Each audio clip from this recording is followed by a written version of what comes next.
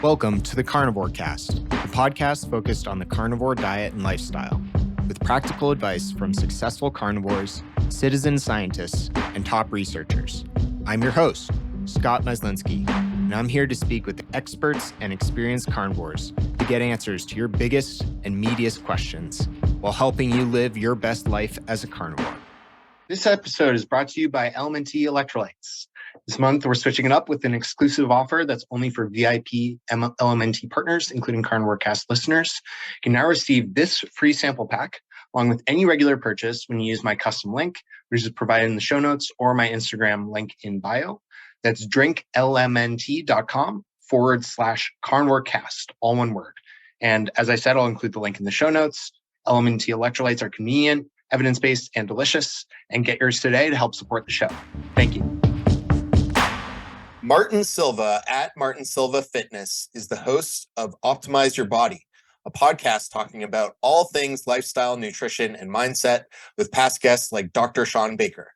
Martin has dedicated his life to helping ambitious people become the best version of themselves with over 15 years as a coach. He switched to an animal-based diet 2 years ago and it has been life-changing for him. Welcome to the show, Martin. Thanks for having me on, Scott. Really excited to be on the Carnivore Cast, man. I'm a big fan of the show. Yeah. And I've been consuming some of your content on Instagram. I think you have some fantastic free content there for folks. So I think this will be a great chat. So I wanted to start with your story. You know, how did you kind of get to where you are and becoming a coach and eventually finding an animal-based diet? And don't feel the need to rush through that. We can take as much time as we need with that. That's all good. Yeah, let's do it. Let's get stuck in. So for me, like I said to you off air, I'm actually from the UK originally, but I live in Australia. I moved to Australia 5.5 years ago. We'll get to that, the reason behind the move. But yeah, I started off as a personal trainer. I've always been into sports and playing. I used to play rugby, right? So Wales in the UK is our number one sport there. Always played rugby, always played sports from a young kid. Got into lifting weights from a young age, from like 15, 16, fell in love with it. And then I didn't really, to be honest, in school, didn't really do too well. Went to college or sixth form, whatever you guys call it there. And I didn't even make it to uni, but I fell in love with fitness so much that I was lucky by the age of 18, I'd already got into like teaching classes and then I started getting into personal training. So now I'm 35 and basically I live, breathe and eat this stuff, you know? So got into that at a young age. And like I said, super passionate about it, absolutely loved it. And then just to kind of fast forward a bit, then I actually got into bodybuilding then as well. I could obviously go back to childhood, but we'll be here for like 3 hours, man. So, but yeah, just to cut a long story short of my childhood, you know what I mean? Always into sports, always very active, brought up by a single mother, you know what I mean? My dad wasn't around and stuff like that. And I think that's why my mum kind of encouraged me to play sports more and to have that camaraderie and stuff, which is a great thing for me because it built my character. That competitiveness, I think for a young lad especially, is really important. But yeah, just to fast forward, then obviously I was a PT, and then when I got to I was about 25, I then got into bodybuilding. So men's physique, you know about men's physique, Scott, obviously. Who doesn't? Yeah, the board shorts, of course. The board shorts, that's right, mate. I had to hide the legs at that time as well, so it was just as well. But yeah, so I got into that, and that was literally off a whim kind of thing. So someone said to me, you know, Mark, you're in great shape. You should do it. It's coming to Wales. So, all right, I'll just jump on stage. Didn't really, you know, my nutrition was pretty good then at that point, but I didn't really have the education. I was eating more whole foods than I'd ever eaten at that point, to be honest. It just kind of happens like a natural progression. Started off, you know what it's like from a young age, the same old story, you know, processed foods, eating cereal for breakfast, all that crap from a young age. And then at that point, obviously being into my fitness for so long, I'd started eating better, but I didn't know what I was doing. Jumped on stage and I came like second. And then I qualified for like the British finals. And then I ended up getting sucked into that world then, basically. And getting into the British finals then, which was like 5 weeks later, that's when I kind of developed a poor relationship with food because I was doing it the wrong way. I wasn't really in a position with where I was at with my relationship with food, even my relationship with myself, to be honest, to actually be jumping on stage. And then I ended up struggling with emotional eating, basically, for probably about 2 years then, through the midst of competing and everything else. But even when I wasn't competing, like in between shows and stuff, I would just struggle on the weekends. You know, it'd be the typical, you know, all or nothing mentality, hit the big shiny red off button on the weekends. And then it would just be getting out of hand. You know what I mean? So yeah, but that, I basically ended up doing 9 bodybuilding competitions in my 20s.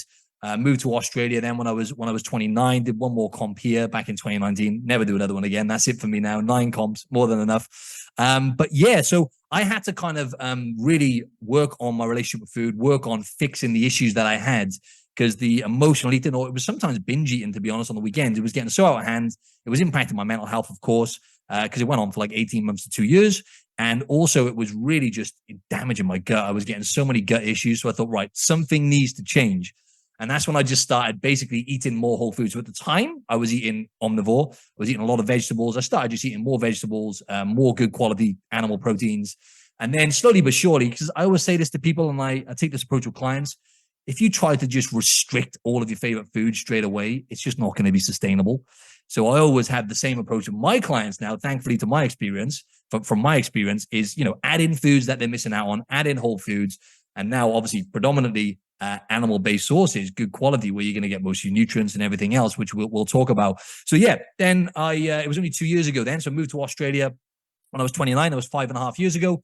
And then it was, I was just getting, even though I was eating whole foods, I was probably eating 60% plants. I was eating loads of vegetables. So I was the guy, right, Scott? No problem. I could eat bowls of broccoli and cauliflower, olive oil and salt. And I used to love it. I used to enjoy eating it, right? I was that guy. Kale, spinach, all the most kind of like the ones with the highest amount of defense chemicals in them. But the big one for me, which done the most damage, was potatoes. I just cannot. The nightshade family as well, obviously, as part of the nightshade family, potatoes and other foods with like oxalates in, but definitely sweet or white potatoes, mainly sweet potatoes, just causing the most issues. So what I did is I gradually started reducing. Obviously, I looked into podcasts like yourself, Dr. Shawn Baker, and started educating myself. And then I just thought, right, let's give it a go. And I just started eliminating those more kind of toxic plants and just eating mainly fruits and predominantly meat. And things started to really change. I fixed my gut. So I was getting skin issues, getting major gut issues, constantly, you know how it is, putrid stuff. It's just not, I don't want to talk about that too much, but it wasn't very pleasant. And it was just really frustrating me, Scott, because I'm really fit, healthy, look after myself, but my internal health wasn't reflecting that. And then obviously 2 years ago, since making that switch, it's been life-changing, like you said. This episode is brought to you by Optimal Carnivore. Many people I talk to struggle to get enough organ meat on a carnivore diet. There's debate about whether you need to eat organs or not, but I like to supplement with organ meats and it makes me feel better, and many carnivores would agree. Optimal Carnivore was created by carnivores for carnivores. In fact, I was consulted during the formulation, which is pretty cool. They have a unique organ complex that combines 9 different organs, liver, brain, heart, and more, all from grass-fed, grass-finished animals in New Zealand. And taking 6 capsules a day is the same as eating an ounce of raw liver. And it's completely freeze-dried, and they use a very high-quality process to retain all the nutrients. You can use the link in the episode description or the link in my Instagram bio and use the code Carnivore10 to save at checkout and support the show. Thank you. So much I can relate to in your story. But you've obviously been at it and around the fitness space for a lot longer than I have. I've kind of bit the bodybuilding bug in the last 2 or 3 years. But actually, the first coach I hired for bodybuilding was from Australia. I should have mentioned that. Jacob Shepis from I haven't heard of him. Health and Fitness. Okay. Yeah, I don't know if they're in Sydney. I think I forget where they're based. But yeah, online coach, obviously. But yeah, he helped me tremendously. And I know there's a great fitness scene over there. As in Wales, there's bodybuilding shows a lot there. 100%. Definitely.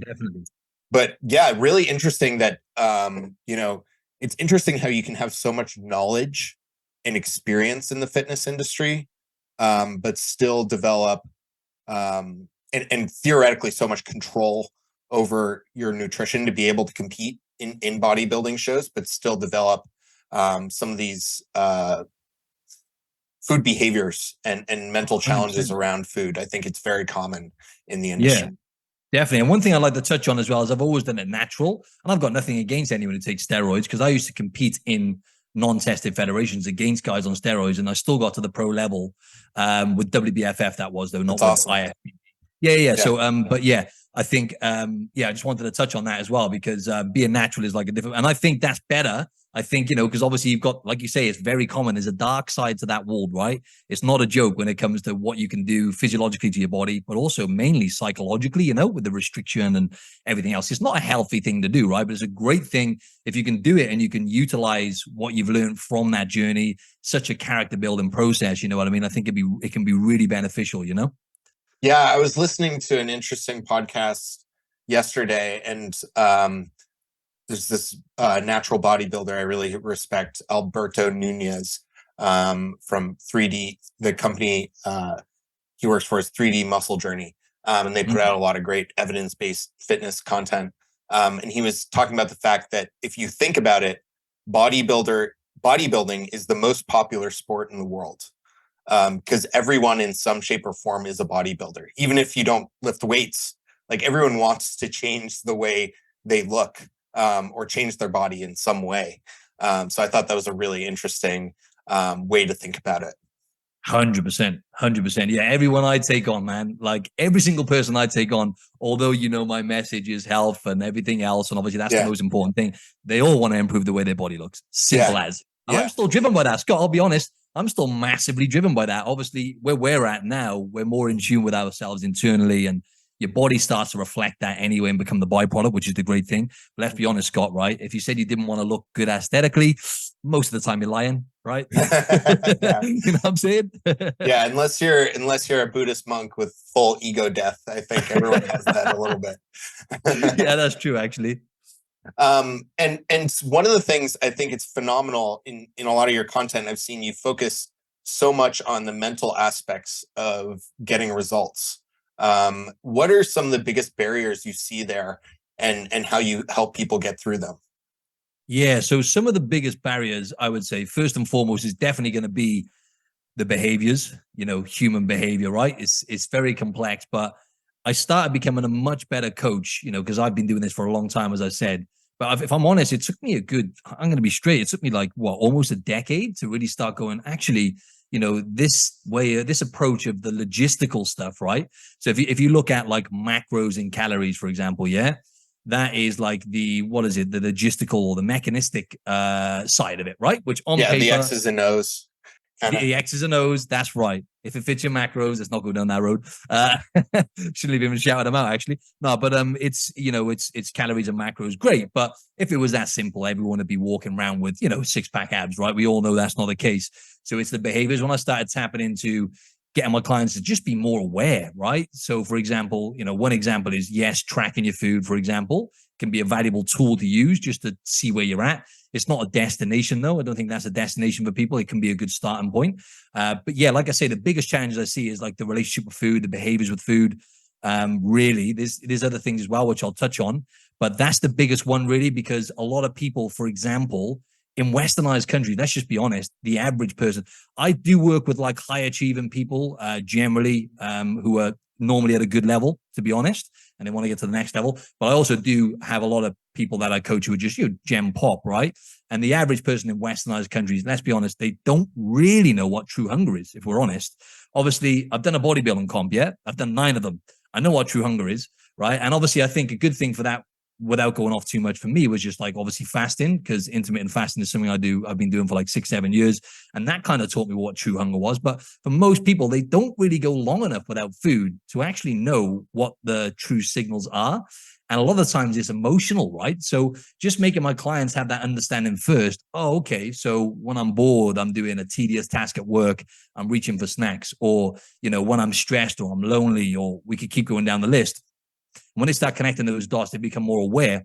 And again, it always comes down to, when you strip everything back, though, that's the biggest barrier, is getting them. So my clients should just eat more whole foods and less processed foods. That was the biggest barrier. But as I say, people that I take on normally at a pretty good level. So it's a case of like just getting them to eat more whole foods and dialing things in. And basically, again, another big one is just consistently hitting enough protein consistently, because a lot of people say they do. But then again, when you just like use tracking as a tool, for example, what you'll see then is, there's like 2-3 days in a week, or maybe on the weekend, where they grossly underate protein. So even though they might be, for example, good in the week for the most part, where they dial with their food prep and everything else, then they're having like 2, sometimes 3 days where they're grossly under eating protein. It's like, that's not going to cut it. You know what I mean? So that's definitely a big one. It's the relationship with food and getting them to eat more whole foods and eliminating the ultra processed foods. Because let's be honest, ultra processed foods are designed to make us overeat. It's a losing battle. There's research to show now that, ultra processed foods make us eat like 508 calories more a day or something. This is a cross study as well.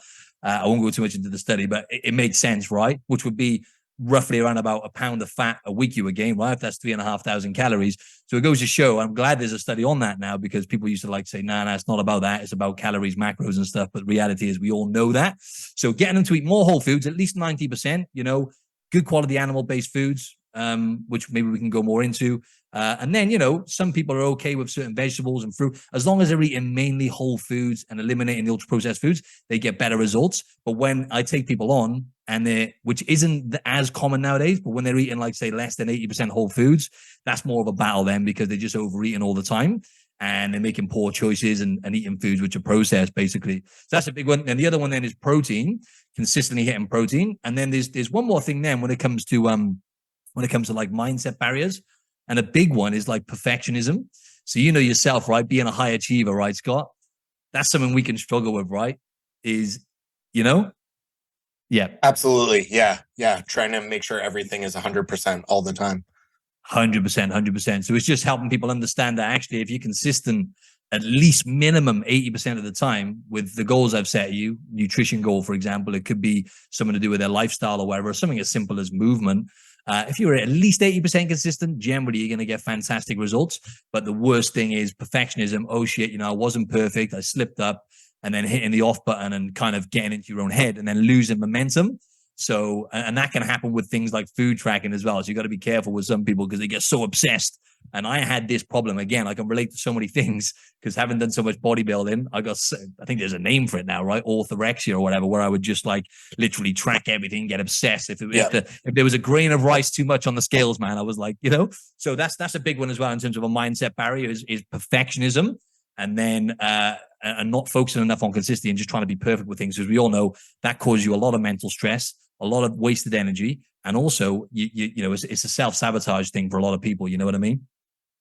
Yeah, absolutely. I think orthorexia can actually occur a lot in these types of ways of eating too, in carnivore and keto, and people focused on certain styles of eating. People, for some people, sure, with certain conditions, like you may not be able to tolerate even a little bit of a spice or any vegetables or anything like that. But I think for the vast majority of people just trying to get a little bit healthier, trying to improve their diet, I say I'm very non-dogmatic. I don't think carnivore is black or white. If you are making it overly restrictive and too black or white, and not saying that's a bad thing if it works for you, but for some people that can set them back because they are becoming 100%. Too obsessive and too focused and just making it unnecessarily hard for themselves. You want to 100%. Make the diet something you can easily stick to and is health promoting and gets you closer to your goals. Definitely. And that's been proven time and time again, right? And we can sit here and talk about the carnivore, because the reality is, though, I mean, from what I've seen, I've coached a lot of people, but generally, if you're focusing on, getting enough protein in from whole foods, i.e. good quality animal sources, is kind of hard to go wrong. Like, obviously, if you're eating too much processed foods, then that's going to be a battle. But generally, when you're having more protein and you're having it from whole foods, it blunts your appetite. You get most of the nutrients you need when you're doing properly. You know what I mean? But you touched on something then I just want to quickly touch on, because that was a big one, is over restricting and not having that flexibility. So that's why I was saying that 80% consistent, have that flexibility, because if you're over restricting, then you're more likely to have what I call like a symptom eruption, right? Where, you restrict too much and then boom, you go all out. And before you know it, you've taken one step forward and 2 steps back, Yeah. And it's totally person dependent. Like, yes, I totally acknowledge that there are people who listen to this who are like, I'm 100% only carnivore foods, very strict, like only this certain type of animal foods works for me. And that's great. If that works for you, that's fantastic. But if you're someone who keeps trying a carnivore diet and you find yourself bouncing between restriction and losing control and eating a lot of processed foods or other foods, I think your approach makes a lot of sense of trying to find something that you can sustain and Definitely. does consistently get you closer.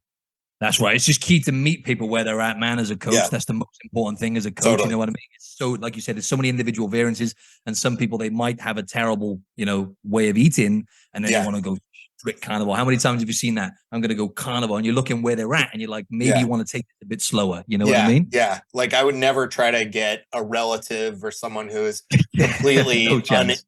Like I wouldn't say go on the carnivore diet tomorrow, Exactly. I would say like, try to eat a little more animal protein at your meals, try to cut down on snacking, try to have consistent meal times, taking baby steps. Absolutely.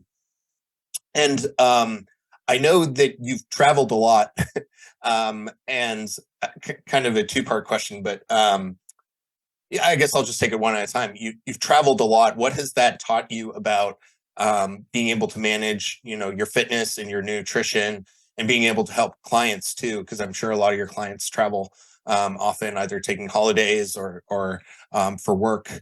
How has that changed kind of your skill set and the way you're able to help people? Oh, fantastic question. Yeah. So first and foremost, I'll just talk about my journey to Australia. So like I said, I moved here 5.5 years ago, and it's a very common thing for British people to move here, right? Because the weather, long story short, the weather is just garbage most of the time in the UK, right? I think that's a big thing that brings us here. And then no one goes back home. If you can get your permanent residency here, which is not an easy thing to do, which I've managed to do, you're not going anywhere. You're not going back home, right? So just coming out here, Scott, to be honest, like the person I am now to the person I was, 5.5 years ago, just completely night and day difference. And I was at a good level with my health and everything, but I really found myself out here on a mental level. And, I had some friends here from back home and stuff from back home in Wales, but, I've had to kind of meet new people and stuff like that and get around more like-minded people, which is a hell of a lot more of here than there is back home in where I'm from in Wales. You know what I mean? In terms of like people that can help you grow and just good people and better energy. You know what I mean? So that's been huge for me. But in terms of like travel and being able to like take care of myself, it's one of those things. Because I traveled, just for example, I traveled to Europe. I went away for like 2 months in the summer. I went back home, and then I went to Spain and Italy for a couple of weeks, which was great. But yeah, just for example, being able to stay fit and healthy, like this, I don't drink much anyway, alcohol, right? Just want to give you some context. I have a few drinks here and there, but I haven't drank for like 3 months at all now. And I didn't drink at all for like 4 months at the start of the year. But when I went to Europe, I was with my best friend. We went, we traveled a bit, and I was drinking. I still enjoy the feeling that alcohol gives me, but I just have no desire to have it. You know what I mean? It's just like not something that I really I want in my life necessarily. Maybe at Christmas time, I might have one or two, but just to tell people and my clients as well, you can still really take care. You can still stay, in good shape physically and mentally and travel, right? When you've got to a point where, again, it comes down to like laying the solid foundation where, for example, it's really simple, right? When I was eating out and stuff, if I could get a steak, right? It's easy, right? If I can get some sort of meat on my plate, it's going to keep me more satiated. So it comes down to the decisions, really, right? When you're away, it's like, yeah, you can enjoy yourself. Went to Italy, obviously had some pizza, pasta, wine, all the rest of it. But it's like, if you hit that off button and you just lose the awareness, and you're not even thinking about it, that's when you can do a bit of damage, not a massive amount physiologically, depending, but mentally, then you start feeling, oh man, I might have been eating a carnivore diet, for example, yeah. Then I've gone to Italy and I've started eating pasta, and I've got sucked in, and I've just hit the off button for a few weeks, and I just don't feel good now. You know what I mean? And another thing, then it's just like, you can just do the bare minimum as well, just like non-negotiables, basically. Like I set with clients, it's like, okay, you're going on holiday, that's cool. Do you have a gym that you could use a couple of times a week? Great. Okay, if you don't, you could take your bands, because having some form of strength training in the mix, regardless of what you're doing, is always going to be helpful, because it's going to keep your metabolism elevated more. Obviously, you're going to get your endorphins, but even if it's something simple like just getting a pump on with your bands, like I'm big on these rubber bands, because you can basically it's resistance training, even if it's low intensity, even if it's 10-15 minutes, it's going to energize you, right?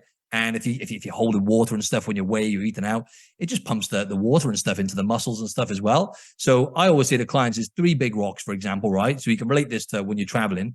And basically, it's obviously sleep's always going to be number one. That's the foundation, right? If you're not sleeping well, you can forget about these 3 things. But it's movement, it's training, and it's nutrition, right? So I always say, if try and keep 2 of them good, right? So if you can keep 2 of them sharp, then you're okay. So if you go away, right, for example, and your nutrition's off completely, then just do more movement and get some training in. You know what I mean? Same goes if your nutrition's a bit better and you can't get to the gym, you're not training, more movement, and just try and be more mindful with that nutrition. So I think it's quite simple. If you can keep 2 of those boxes ticked, even when you're away, and it's not to say you're going to be perfect again, that can be really, really helpful. But I kind of went off on a tangent there, mate. I hope that was... No, that's awesome. Great information. Really awesome. great advice. Yeah, I that's exactly what I was looking for. And yeah, the other thing I was going to bring up, and you kind of brought it up with the bands, is, you've been doing this for 15 years, which I think is incredible. And, you've had to adapt through, I imagine, like, social media didn't exist when you started, Instagram and COVID. So like, how have you had to, like, change and find new ways to like support clients and coach people through some of these, like, massive changes in the way personal training and online training works? Yeah, absolutely. It's definitely been a complete game changer because my online program, I had before the pandemic, I had a handful of online clients, but I was actually still doing face-to-face PT. It was actually when the pandemic hit that I thought, right, this is an opportunity. And I started just tapping more into the online market. And now it's like, I don't do any, even within the 3 months, I stopped doing PT and I transitioned into, it just completely blew up. And that was like the hardest thing I've ever done. And it's the hardest thing, one of the hardest pursuits ever, right? Building the business and everything else, especially when you're doing it online. So the biggest thing for me is obviously just messaging, really, especially when it comes to, like, who am I speaking to? What kind of person am I speaking to? Because when I was on the gym floor, and the great thing is, like, the character building, and not just, when it comes to business and everything else and just confidence in general, but just when I was in the gym, I would approach people and I was just so relentless with it. People used to, like, laugh at me, the other trainers, because I would go up to people. I used to go up to people on the treadmill. I would go, I don't know how I used to do this, right? I just completely, what's the word? Shameless. But I would go up to, like, there could be a lineup of people on the treadmill and I would go from one to the next, like dominoes, yeah, speaking to every single one, right? And just trying to help them, maybe book them in for a free personal training taster session. So all of that of just approaching people and having the balls to do that, right, just in day-to-day life, has gotten me a long way. And it's really made me more thick-skinned and more confident. But then when you transition into online, it's a different ball game. The marketing has to be more on point, right, in terms of the results you get. And you have to have your messaging right and put a lot of time and effort into your content, right, as you know all about, Scott. So it's been a big transition, but it's been the best thing ever. Obviously, financially, but mainly the impact that I'm having now. I'm having way better results than I ever did as a PT, because you'll know yourself and your audience will know the stuff outside of the gym. Let's be honest, that's kind of the hardest part. The nutrition, the lifestyle, the mindset, the environment, the stuff outside of the training. Training is still challenging, but for me, that's the fun part. Well, to be honest, I enjoy all of it now, but for a lot of my clients, they say training's the fun part, right? The other stuff can be challenging. Yeah. You know what I mean? So now I get better results, bigger impact, and more freedom as well, man, which is great. Going home, being able to just go home for 2 months, everything's online, can work anywhere in the world. But yeah, man, it's been a challenge, but it's been the best thing that's ever happened to me, man. Yeah, it's incredible. Just like how different that is. And good for you for being so forward with trying to help people in the gym. It's funny. I've trained in commercial gyms forever. And recently, the gym I've been at, there's this one personal trainer, I swear, she talks to every single person in there. And she's just, like, so forward. And so she's, like, always asking people questions like, how's your day? What are you working on today? With everyone. And I was like, wow, good for you. Like, yes. She's not being, pushy or anything like that. She's just, doing her job and trying to get clients. So that's awesome. Hats off to her, man. Yeah. Because it takes a lot of courage to do that, doesn't it? Because it's like in the gym, everyone's watching you as well. They're not, but you feel like in your head they are, right? Yeah, and she does a great job at it. Honestly, she feels awesome. Like a friend. So it's like, wow, that. she's doing well. But yeah, so I wanted to ask you a little bit about like shifting more towards an animal-based way of eating. How you found that for yourself, and maybe how you introduce it with your clients, and maybe some of the pushback you get from clients and things like that. Of course, yeah, that's a good question with the pushback. But yeah, for me, I just introduced it really, really simple. I just thought, right, I'll slowly strip away these more kind of quote unquote toxic plants, right? So the broccoli, the kale, the spinach, the potato, and then I left potatoes in because I love potatoes, man. It's the frustrating thing. I love them so much, bro. It's so frustrating, right? But, yeah. And then I was like, right. For me, it's sweet potato. I can't tolerate it at all. It's something with the fiber. Same. Yeah. Same, yeah. White potato is not as bad, but that still doesn't work for me. But yeah, so I was down to literally like potato, meats, really, and then just fruits. That was what I was down to. And what I do have every day, and what I still have is coconut yogurt. I do like to have that, and that seems to be fine on my gut to get the calories in as well. As an easy way to get the calories in. I like to have that with fruit. That's like my thing most evenings. But yeah, so that's basically what I've done. I just stripped away those type of foods like the kale, the broccoli, the spinach, the cauliflower, and then the potatoes, because I was eating a copious amount of those 5 things. And I took them all away, and I realized actually, and then I started eating more red meats, right? Because it's so strange. Even I had this thing in my head. I knew it wasn't true, right? Like, oh, red meat. But even I had this thing in my head, like, oh, is it going to be okay to eat this much red? And I just felt better and better. Then I started being more mindful and eating more organ meats. So I'm okay to eat any organs. I'm not the person who's not going to eat those things. I love them, but I do prefer eating, obviously, steak. So yeah, I started eating beef liver and just having more bone broth and just being more mindful and getting more of those nutrients in from animal sources. And dude, I just started thriving real quick. I just started noticing my libido's fine anyway, right? But my libido went absolutely off the charts. My strength, I noticed my recovery from the gym, but more importantly, or equally as importantly, is the mental clarity that I had, the sharpness. I wasn't getting like, I realized I was actually getting like cloudy, like my brain was a bit cloudy at times. And it's no wonder because my gut was constantly off. And I just felt so much sharper. And not to mention, saved me so much more time as well, dude. You know, in the kitchen when I was baking all my veg and then making a mess, it's much simpler. So that's the way I transition. And then with clients, push back and how I communicate it to them. I'm just looking at stuff real simple, right? I go, right, beef liver, yeah, grass-fed, grass-finished red meats, egg yolks, right? How can we get them eating more of those things? Because in reality, you'd agree they're probably the most nutrient-dense foods on the planet, right? Yeah, absolutely. Yeah, 100%. So I'm like, right, let's see how we can get more of those. To be honest, 90% of my clients, they're just not going to eat beef liver. And what has worked is simple things like getting them to cook it with other things like onions, something which even bacon, if they can get good quality bacon, it disguises the taste. That has helped in the past. Most of them are not going to eat it. So I get them on supplements, like a beef organ supplement. But yeah, I'll get them just eating basically just, right, let's see more, ruminant animals in your diet, whether that be bison, deer, or beef, cow. Most of the time it's cow because we don't get as much of the other stuff here. And generally then they're like, oh, right, it's okay to eat this much red meat. I'm like, yeah, it's great. How do you feel? They normally start feeling better because obviously, I wouldn't necessarily recommend this, but if you're eating red meat or beef, sorry, if you're eating beef, especially grass-fed, grass-finished, probably one of the only foods you can eat by itself. And maybe, I don't know, it depends on the person, not get much of a nutrient. It's that nutrient dense, balance of micronutrients, and they start feeling better. But it is hard because, people struggle to, I noticed with females, right, Scott, females generally, I don't want to generalize, but generally they just struggle to eat more meat. Guys have an easier time. So then we have to bring in like a protein supplement to make sure they're eating their protein. But all I'll do is, like I said earlier, I'll just get them to introduce more of these foods. And then slowly but surely they start eliminating more of the processed foods. And I get them to eat more things like avocado as well, which I think is a great food because obviously it's like 80% fat, loads of nutrients in it. And most people enjoy it. So they'll have that with their meal. They'll start having steak and eggs. They'll start having beef mince or whatever. Some of them would eat organ meat. And then before you know it, they're naturally replacing those processed foods with more of those whole foods. And that's when you really start getting the momentum. But it's different for every person. Like you said, some people it takes a long time to get to that point. Other people, it's like a switch and it's like, boom, I feel so much better.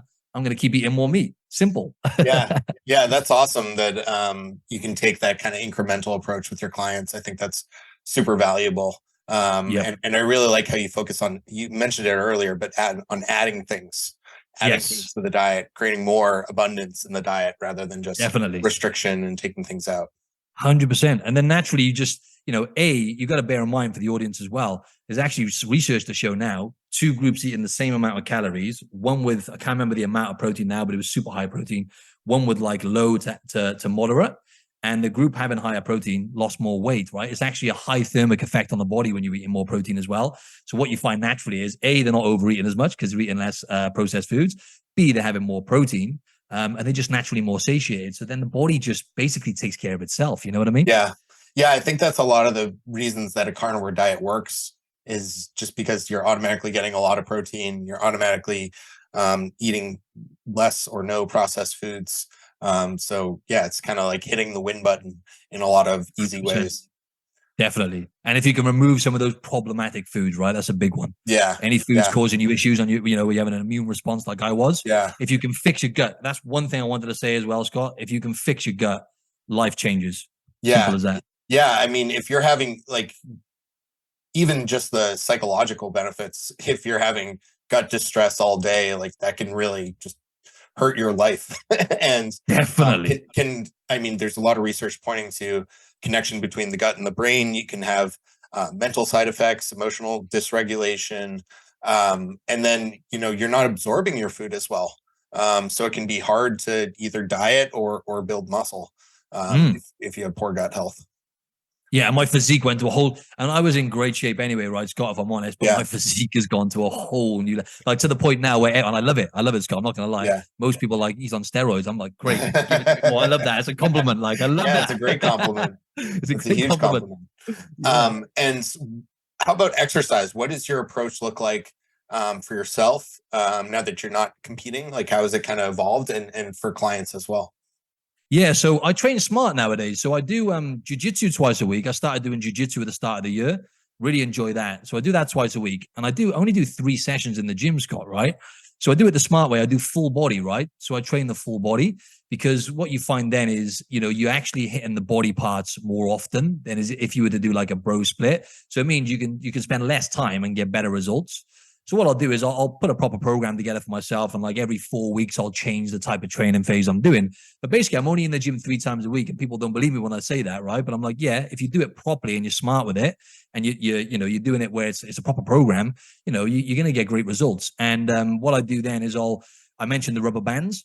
I'll get like a light pump up maybe twice a week then with the bands on recovery days. I'm literally talking like 10 to 15 minutes, maybe 4 or 5 exercises, little circuit. Get a good pump on, get the heart rate up, and then stop. You actually still send a muscle building signal doing that. So you actually do look fuller and build a little bit of muscle. It's not going to be drastic, and also at age recovery. So I just do things a smart way now. So that's how my training looks, weights 3 times a week, probably 1 or 2 band sessions. And then I'll do my 2 jiu-jitsus. Also, I like to go to like nature, just go in the ocean. That's part of my self-care regime, if you like, going in the ocean 3-4 times a week. I like to try and factor in 1 sauna a week if I can, but there's only so much stress you can add to the body, right?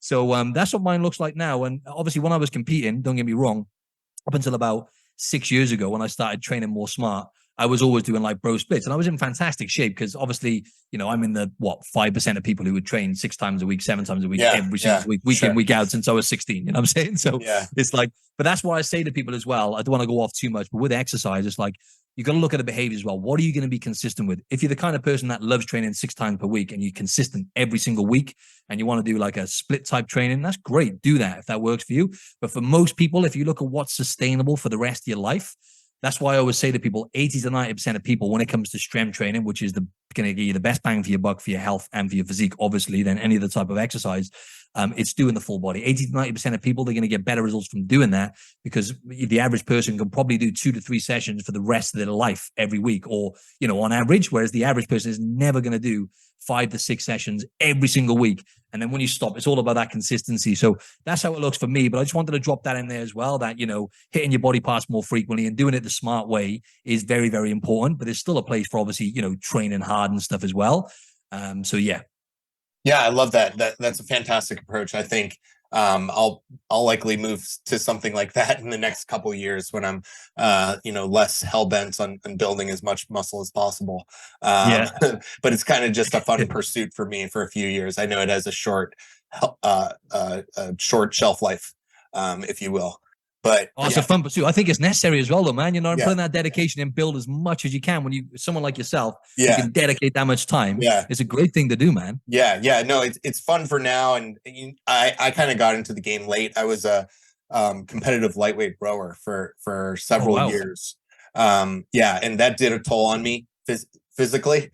All the chronic dieting and we can get more into that on your show. But that for that reason, I didn't actually lift weights until I was like 22 years old, because there's bad stigma it's still in a lot of sports and in the rowing community around like, oh, you don't want to put too much muscle, especially on your upper body, because as a lightweight rower you have to be 150 pounds.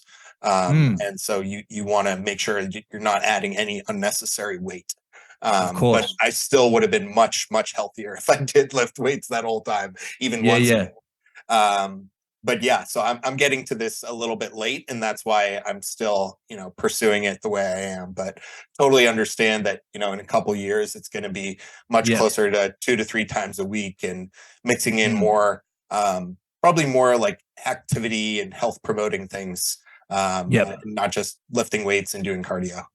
Yeah, 100%. I think for me as well, Scott, I don't like to spend too much time in the gym now, right? I haven't been a PT Yeah. for like so long, over a Yeah. decade. I like to, like I said, I like nature now. I'm just more aware of what I need for my mind and Yeah. soul. You know what I'm Yeah. saying? And I look Yeah. fantastic doing 3 sessions, getting the bands out. I'm going to do the bare Yeah. minimum for maximum Yeah. results nowadays. You know what I mean? Yeah. Yeah. No, I'm definitely going to get to the point where like I have the dream is to have like a home gym in the basement. I just go down there Yeah. 3-4 times a week for like an hour, get it done. Don't think about it anymore. Don't need to go to a commercial gym. Totally keep that part of my life separate. I love that, mate. That's a good shout. Yeah. Great. Well, this has been fantastic, Martin. Really great to meet you, and learn more about yourself, your story. And I'm really excited to follow along and see more of your content. You have some fantastic guests on your podcast. I was just looking, and you have folks like Jordan Syatt and Carter Good, some really interesting names. So I'm going to start listening to more of those. But tell folks where they can find you, and I'll, of course, have links to everything in the show notes as well. Awesome, man. Yeah. So Instagram is the main one, I guess, at Martin Silva Fitness. And that's Silva spelled Silva. So at Martin Silva Fitness. And then, like you say, my podcast is on all platforms, and Optimize Your Body. It's spelled SE though. I know you guys spell it ZE, right? Optimize with ZE. It's spelled SE on the end. So Optimize Your Body podcast. So go check that out as well. And I also have a YouTube channel as well, which is just Martin Silva Fitness. Some good content on there, really. And that's kind of the main ones, really, mate. Perfect. All right. Well, thank you so much for your time today, Martin, and hope you have a great rest of your day. Thanks, man. Thanks for having me on, Scott. It was great. I enjoyed that. Yeah, me too. Thank you for listening to this episode of the Carnivore Cast. If you enjoyed this episode, please review on iTunes. It really helps us out, and share it with a friend.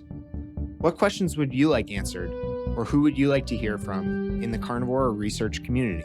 You can find me on Twitter, Instagram, and Facebook at CarnivoreCast, or go to carnivorecast.com. You can also email me at info@carnivorecast.com. I'd love to hear from you. Until next time, keep it carnivore.